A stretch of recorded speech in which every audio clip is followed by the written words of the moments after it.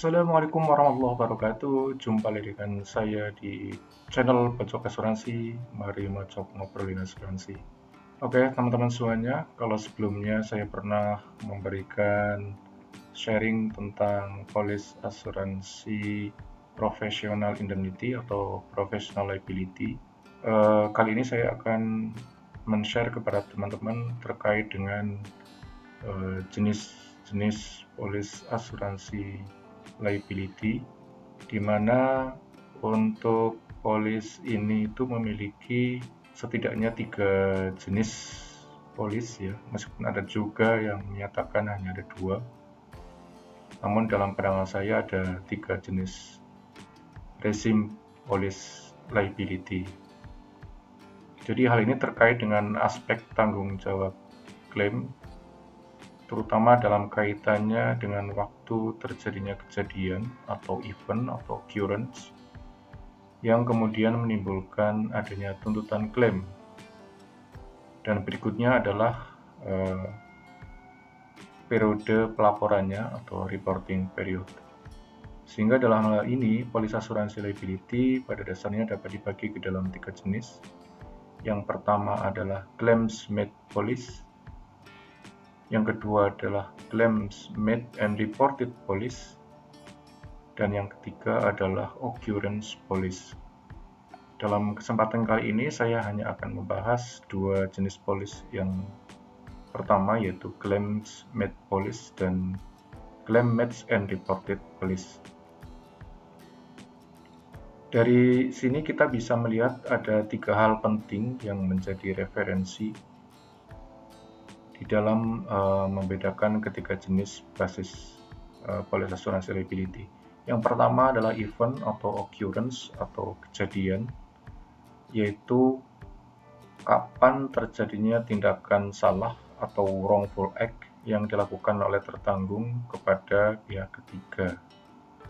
Kemudian yang kedua adalah klaim, yaitu kapan terjadinya atau munculnya tuntutan klaim dari pihak ketiga kepada tertanggung akibat dari tindakan salah tersebut.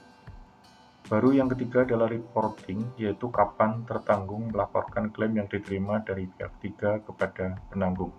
Mungkin bagi teman-teman yang jarang mempelajari tentang polis liability masih agak sulit untuk membedakan ketiga jenis polis tadi, sehingga dalam hal ini saya akan merangkum perbedaan dari ketiga jenis polis tersebut, di mana dalam kesempatan kali ini saya akan membahas 2 yang pertama, yaitu claim made policy dan claim made and reported policy.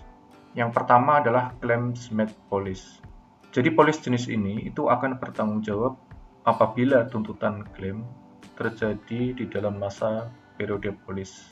Artinya kejadiannya sendiri atau event atau occurrence itu bisa terjadi kapan saja selama tuntutan klaim yang diterima tertanggung terjadi pada masa periode polis aktif. Sedangkan laporannya atau periode laporannya kepada penanggung nanti akan diatur lebih lanjut di dalam ketentuan polis. Sebagai contoh, misalkan ada seorang arsitek yang memiliki polis professional liability yang dimulai dari tanggal 1 Januari 2024 sampai dengan 1 Januari 2025, di mana polis tersebut menggunakan claim made basis. Situasi pertama bisa kita lihat di dalam bagian yang saya perlihatkan di sini. Misalkan si arsitek tersebut sebelum memiliki polis yang berjalan saat ini, ia pernah terlibat di dalam mendesain suatu proyek konstruksi di bulan Desember 2023, yang pada saat itu ia melakukan kesalahan desain.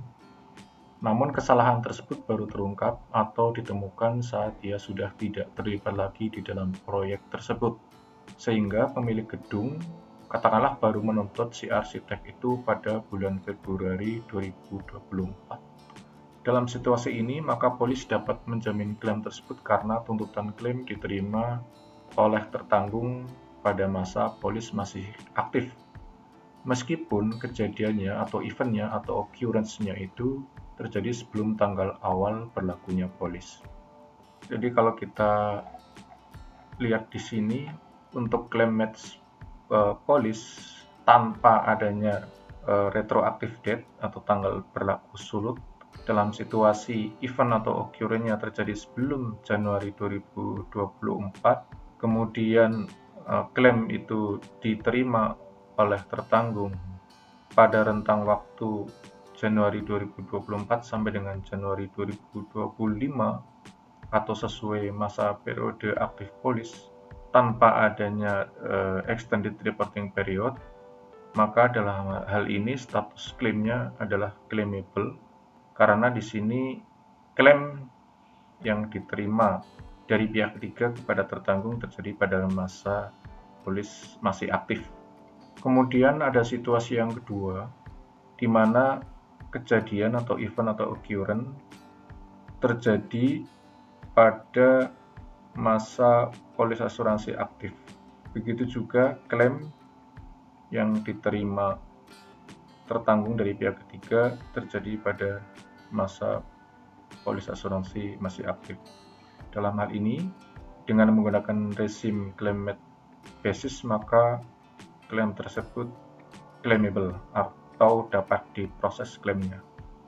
Nah, berikutnya bagaimana situasi jika kejadian eventnya atau occurrence-nya terjadi sebelum periode aktif polis, namun klaim diterima dari pihak ketiga kepada tertanggung terjadi pada masa di mana polis asuransi sudah berakhir, ya. Seperti terlihat di sini, event atau occurrence-nya terjadi sebelum Januari 2024, namun klaim yang diterima atau tuntutan klaim yang diterima tertanggung dari pihak ketiga baru terjadi setelah Januari 2025 atau setelah polis tersebut berakhir. Dalam hal ini maka status klaimnya adalah unclaimable karena klaim tersebut terjadi setelah masa aktif polis berlaku.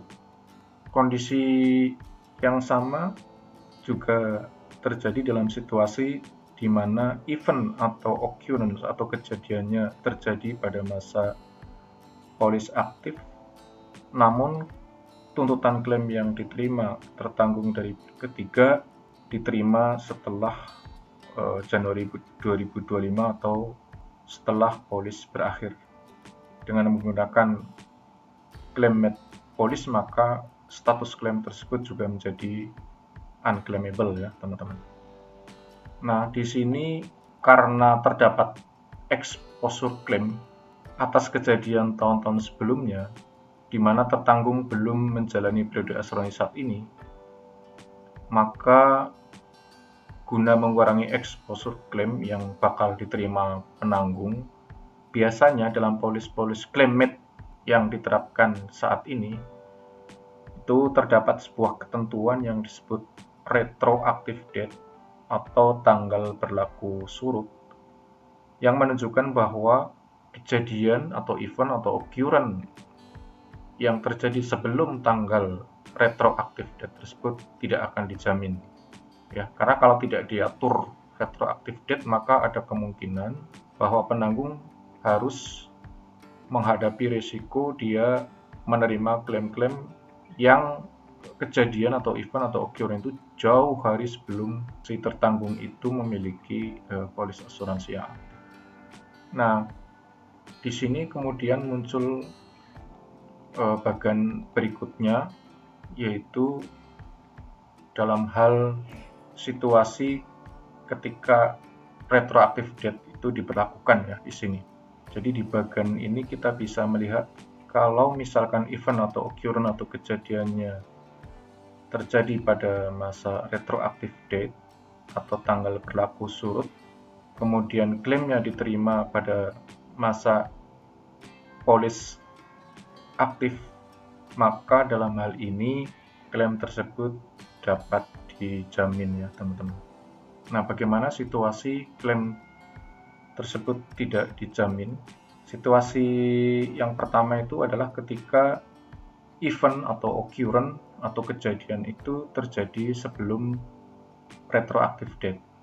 Meskipun klaimnya itu dilaporkan di masa periode polis itu aktif ya. Jadi dalam hal ini karena terdapat retroactive date yang menjadi pembatas kapan suatu event atau occurrence atau kejadian itu dapat tercover dalam hal ini, maka jika event atau occurrence atau kejadian itu terjadi sebelum retroactive date, meskipun klaimnya dilaporkan di masa periode polis, klaim tersebut dianggap unclaimable atau tidak dapat diproses lebih lanjut.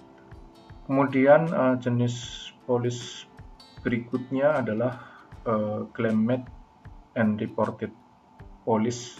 Jadi yang dimaksud claim made and reported police di sini adalah suatu polis claim made yang tidak hanya mensyaratkan tuntutan klaim dari pihak ketiga itu diterima oleh tertanggung pada masa periode polis aktif, namun reportingnya atau pelaporannya kepada penanggung juga harus dilakukan pada masa polis tersebut masih aktif. Jadi ini gabungan ya antara kapan tuntutan klaim itu diterima tertanggung dan juga pelaporan klaimnya itu kepada penanggung. Dua-duanya disyaratkan harus dilakukan pada masa berlakunya polis. Sehingga kita bisa melihat beberapa situasi yang dapat terjadi dan konsekuensinya pada liabilitas polis asuransi seperti terlihat pada bagian berikut ini ya teman-teman. Situasi pertama di sini, event atau occurrence atau kejadian yang terjadi itu adalah masih dalam rentang retroactive date, kemudian klaim yang diterima oleh tertanggung dari pihak ketiga terjadi pada masa polis masih aktif, dan pelaporannya kepada penanggung juga dilakukan pada saat polis masih aktif.